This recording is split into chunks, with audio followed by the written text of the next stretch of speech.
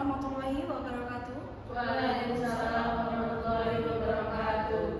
Selamat siang semuanya. Perkenalkan, nama saya Wahyu Resti Novianti, bisa dipanggil dengan nama Resti. Di sini saya sebagai moderator dari kelompok 6, presentasi kelompok untuk memenuhi tugas mata kuliah praktik berbicara yang diampu oleh Bapak Andri Pitoyo, Universitas Nusantara PGRI Kediri. Assalamualaikum Pak Andri. Oke, sesuai dengan namanya presentasi kelompok, pastinya kita akan mempunyai topik, mempunyai tema. Untuk topik kali ini kita akan membahas tentang kemampuan berbahasa kalangan Gen Z di era digital. Topik utama kali ini akan kita bagi menjadi 2 judul. Yang pertama ada fenomena dan pengaruh bahasa gaul terhadap kemampuan komunikasi remaja di era digital. Untuk judul yang pertama ini kita beranggotakan presentator. Yang pertama ada Mas Eko Susanto. Yang kedua ada Mbak Sylvia Dwi Maharani. Oke, itu untuk judul yang pertama. Silakan untuk judul yang pertama bisa dipresentasikan. Baik, terima kasih kepada moderator yang telah memberikan waktunya. Teman-teman, pada presentasi pertama kali ini, materi kami akan membahas tentang fenomena dan pengaruh bahasa gaul terhadap komunikasi remaja di era digital. Nah, sebelum lanjut ke pembahasan yang lebih dalam lagi, yang lebih detail, kita harus mengetahui dulu ide-ide yang terkandung dalam judul tersebut. Mulai dari fenomena dan pengaruh. Nah, fenomena ini merupakan suatu peristiwa atau kejadian yang dapat dilihat oleh panca indera, sedangkan pengaruh merupakan dampak dari suatu fenomena tersebut. Selanjutnya, bahasa gaul. Bahasa gaul merupakan bahasa yang sifatnya non formal dan biasanya tidak sesuai dengan Kamus Besar Bahasa Indonesia. Selanjutnya, kemampuan komunikasi. Kemampuan komunikasi yang kami maksud adalah kemampuan komunikasi secara lisan maupun secara tulis. Selanjutnya, remaja. Remaja ini merupakan usia antara 12 sampai dengan 18 tahun. Selanjutnya, di era digital. Era digital yang kami maksud adalah platform-platform digital seperti Twitter, Instagram, TikTok, dan lain-lain. Nah, selanjutnya, latar belakang. Di era digital saat ini semuanya serba digital. Kita bekerja, belajar, dan bersosialisasi semuanya serba digital. Nah, menurut survei yang dilakukan tahun 2024, remaja menghabiskan waktu selama 6 jam, kurang lebih selama 6 jam menghabiskan waktu di media sosial. Nah, ini menandakan bahwa remaja sangat mengkonsumsi media sosial secara bisa dibilang berlebihan. Nah, fenomena ini menarik untuk dibahas, mengingat bahwa bahasa gaul ini tidak hanya bahasa yang unik, tetapi juga berpotensi mempengaruhi komunikasi para remaja. Nah, jadi memang ketika remaja ini sering mengkonsumsi, sering menggunakan bahasa gaul, secara tidak langsung mereka juga terpengaruh oleh dampak-dampak negatifnya yang kita nanti akan dibahas di slide-slide berikutnya.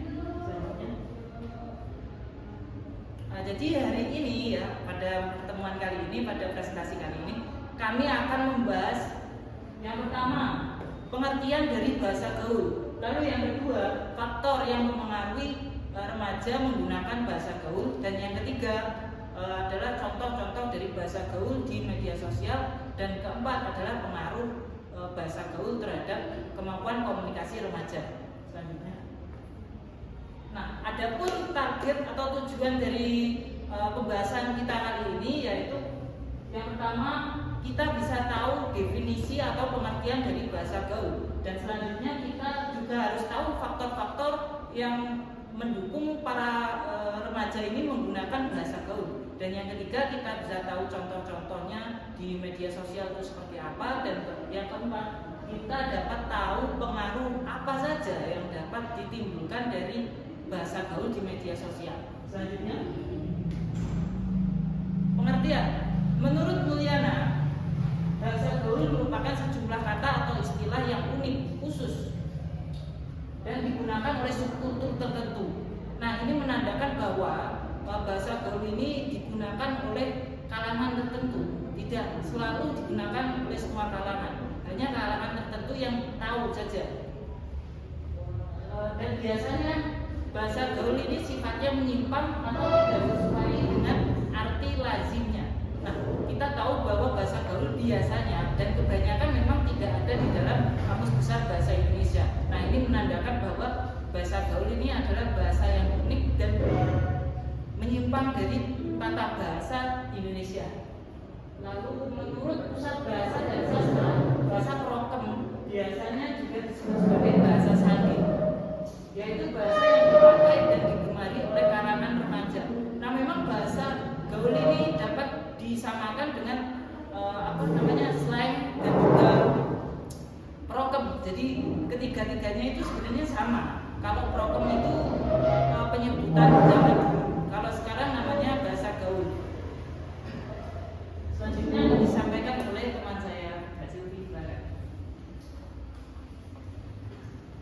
Baik, untuk selanjutnya ada fakta.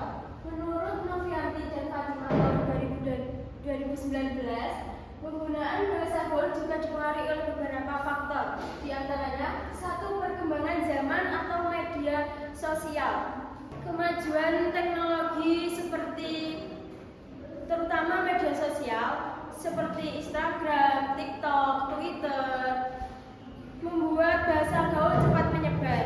Remaja sering menggunakan bahasa gaul untuk istilah baru atau tampil keren.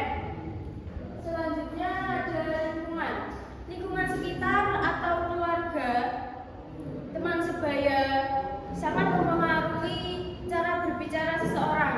Jika teman-teman menggunakan bahasa gaul, seseorang cenderung ikut menggunakan bahasa gaul. Selanjutnya yang ketiga, penggunaan media elektronik dan media cetak. Media elektronik seperti televisi, film, dan iklan sering menampilkan bahasa gaul untuk menarik perhatian penonton muda. Begitu pula dengan media cetak, terutama komik dan majalah remaja yang menggunakan bahasa gaul agar lebih dekat dengan pembacanya. Berikutnya ada contoh-contoh bahasa gaul. Ini contohnya dari Twitter ya teman-teman. Yang pertama ada demi apapun ngabut adik gue sampai kaget. Yang kedua ada besok udah Senin lagi bejir.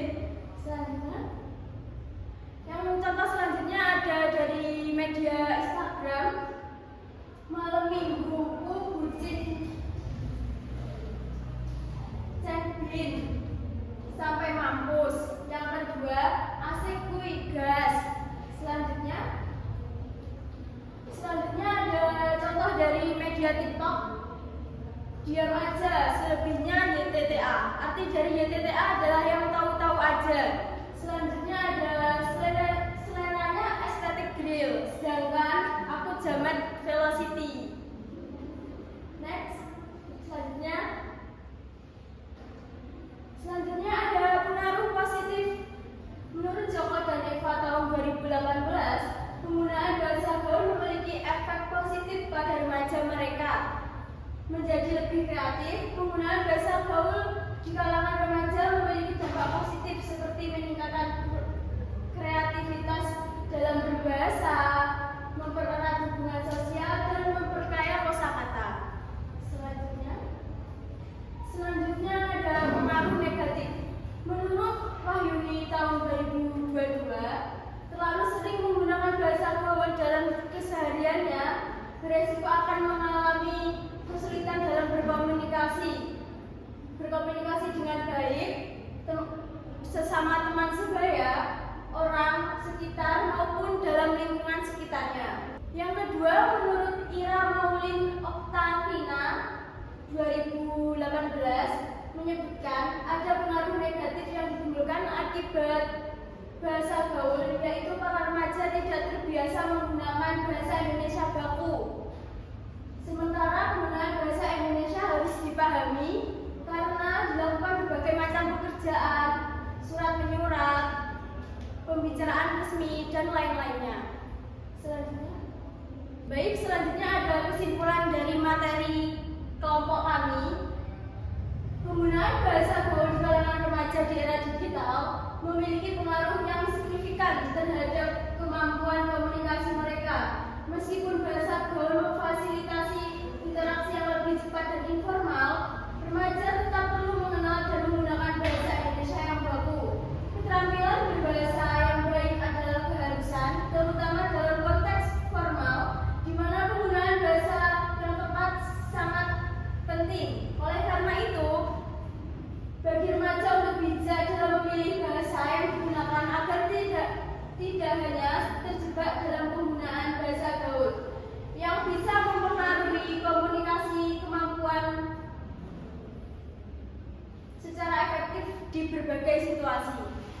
Terima kasih, saya kembalikan ke moderator.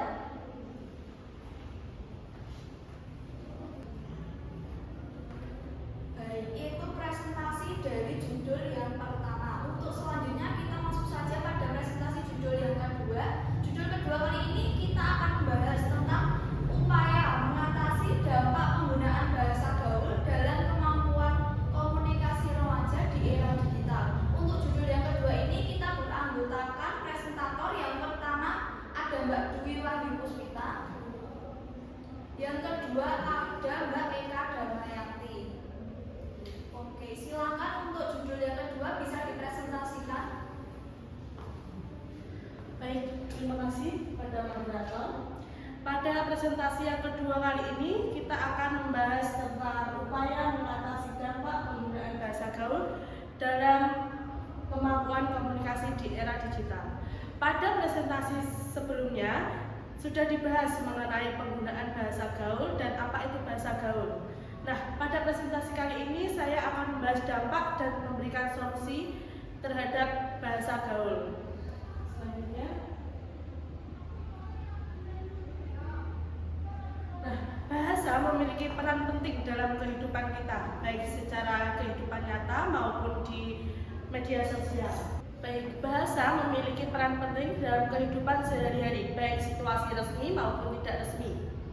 Nah, salah satu bentuk bahasa yang sering kita gunakan yaitu bahasa gaul. Bahasa gaul memperkaya kita menggunakan kosakata dan memiliki peran penting dalam kehidupan sehari-hari. Bahasa gaul sendiri memiliki dampak yang bisa dibilang negatif karena sering menggunakan bahasa gaul secara berlebihan. Selanjutnya, pada presentasi kali ini apa sih yang akan kita bahas?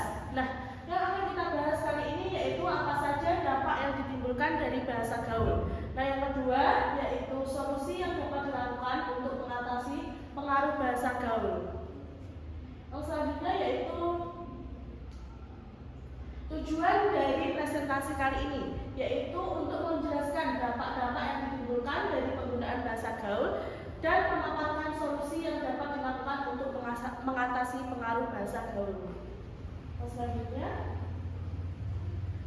dampak dari bahasa gaul. Dampak dari bahasa gaul ini bisa dibilang menuju ke arah negatif ya.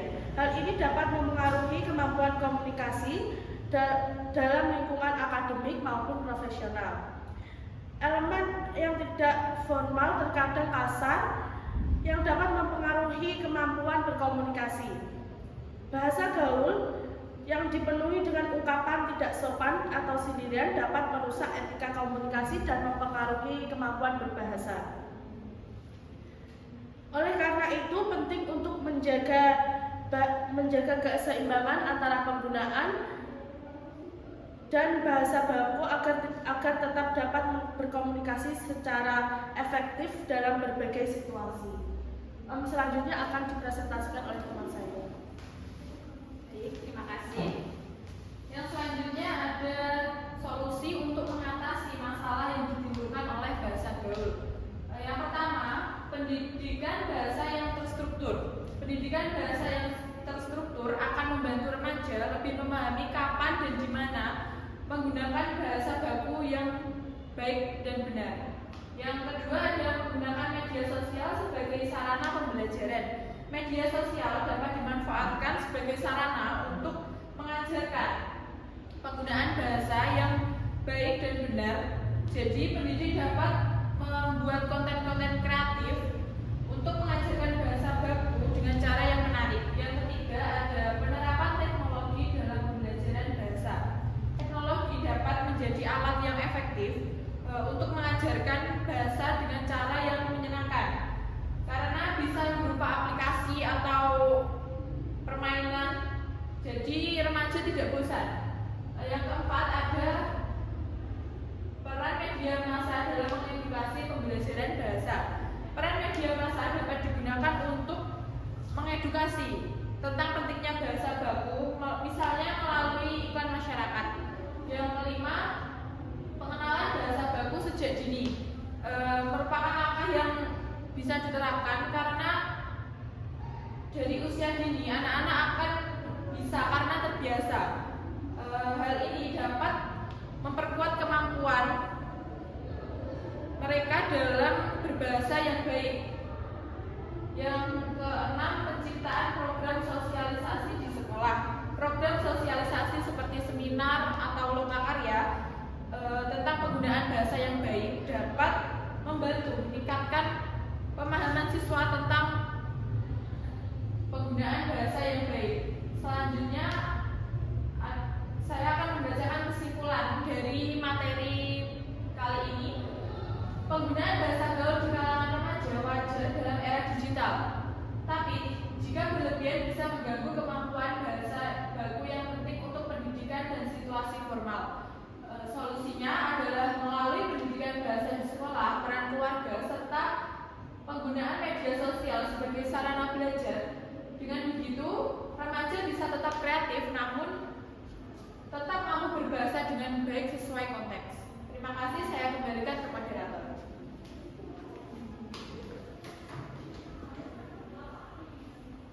Oke, jangan kita ketahui ya teman-teman bahwa bahasa gaul itu banyak sekali kita temui pada platform-platform media digital dan bahkan kita temui dalam kehidupan sehari-hari. Saya, Resti, sebagai moderator sekaligus perwakilan dari kelompok 6 izin mengundurkan diri dari video kita kali ini. Selamat bertemu pada video selanjutnya. Jika ada kurang dan lebihnya saya mohon maaf. Wassalamualaikum warahmatullahi wabarakatuh. Waalaikumsalam warahmatullahi wabarakatuh. Yeah, yeah, Bobby Valentino.